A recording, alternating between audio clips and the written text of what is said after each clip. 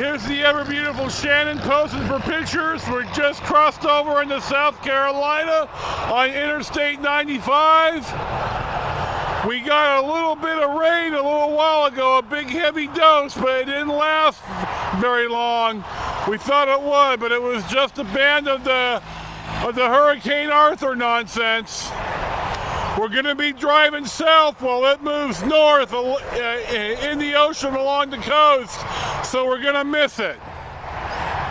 What could have been a real trip screwer-upper has turned out to be nothing but maybe a rainy day. And it isn't really raining right now. It's not even wet on the ground. Everything green as usual.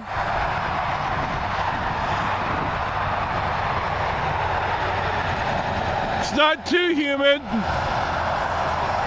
It's actually kind of nice out.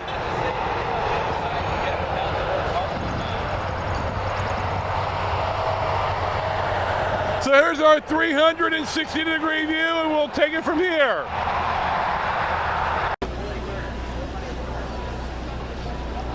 This is the USS Yorktown aircraft carrier, based down here at Patriots Point in the Charleston, South Carolina area. I think we're in Mount Pleasant, South Carolina. And now we have the Arthur Ravenel Bridge, which I believe is US 17. We're going to take the tour out to Fort Sumter today, where the Civil War began, where Confederate treasonous attacked the US forces, and they started a war that they couldn't finish.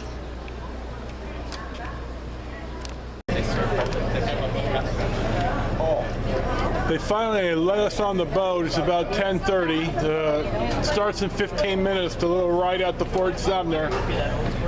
They had to hassle us for the pictures, which we walked right past. So here you have it.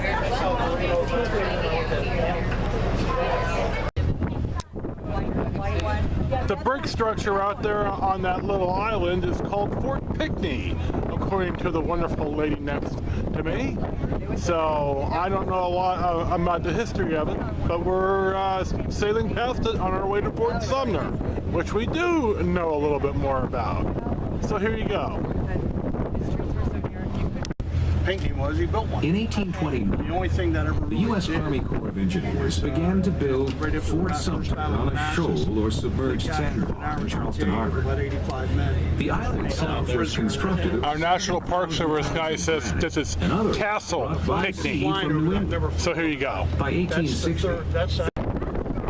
Here is Fort Sumter from the bay.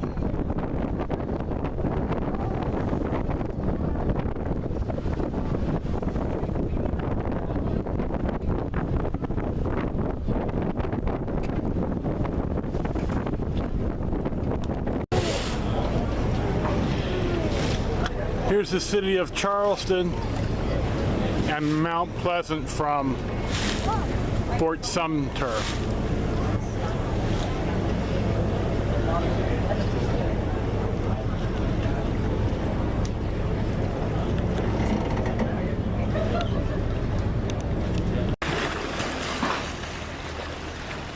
And here we are at the Fort Sumter National Monument in South Carolina.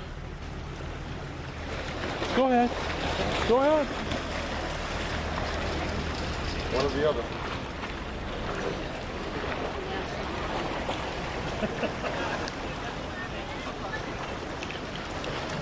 This wall was the foundation for one set of enlisted men's barracks. The opposite wall also housed enlisted men. Battery ISQG, the big black structure in the middle, was not built yet. All of that was just open parade ground. And then running along the back wall, over here were the officers' quarters. And the 10% that was missing were men and guns. It was built to hold 650 men. In December of 1860, there was a garrison of 85. It was also built to hold 135 cannons. In December of 1860, there were 15. By the time of the bombardment in April, there were 60, and then throughout the rest of the war, the Confederates would add roughly another 30, bringing the total up to only 90. Well, now that the fort's under construction, we are going to skip ahead just a little bit. Does anybody know who was elected on November 6th of 1860? Yes, Abraham Lincoln in the South, particularly South Carolina, was not very happy about. The island that we're standing on was made for the fort. It's not a natural island. It took 11 years to build the island. At the start of the War of Insurrection, the treasonous fired upon here first. The fort was 90% finished, staffed with a small amount of Union forces.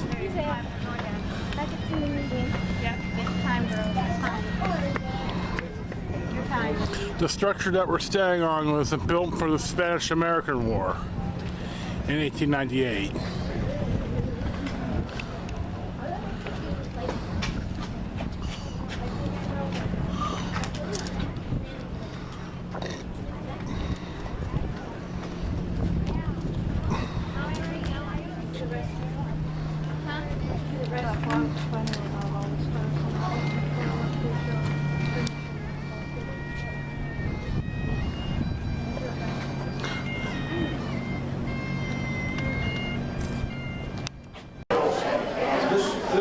This is in the museum, this replica of the painting, and I want you to see this part in particular, annihilation to traitors. That's exactly what them people were, and I'm standing in the heart of the South saying that, so I might get stabbed on the way out, you never know. In the wall here at Fort Sumter is some unexploded ordnance that went through part of the brick wall and then did not explode. This is some historical stuff. Americans need to come here to see where a civil war started. In California, we're not really taught a lot about them, but out here in the East and in the South especially, it's right around the corner. There's always some civil war, something around here. Of course, I had a gal on the boat tell me it was the war of northern aggression. I'm not going to argue with her, but it's the war of southern treasonous. Because that's what they all were, treasonous. I don't like the results of the election of Abraham Lincoln winning the presidency, so I'm going to just quit the country so I could still own human beings. That sums it up, huh? Close to it. Pretty close. There was a certain amount of northern aggression to it, mainly the business owner types who wanted to rid the country of the Catholics, who they thought incapable of operating in a democracy because their true allegiance was to the Pope, and they wanted the West to be free for white Anglo-Saxon Protestants. They yes. This expansion of the slaves and the Catholics and all them out there. And that is all the truth. So we're getting ready to head back to the boat. Oh, go ahead. I'm sorry. You can be on my movie. That's okay. Don't need to be a star.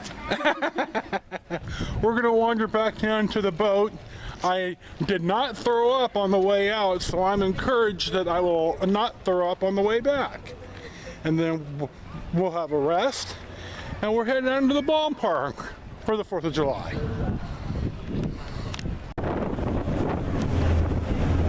Here's the USS Yorktown that we saw in the first place. This is the opposite side of it. You can take the tour for 20 bucks, but I think we're going to pass on it today. We've all seen the Hornet in Alameda, and it's roughly the same thing.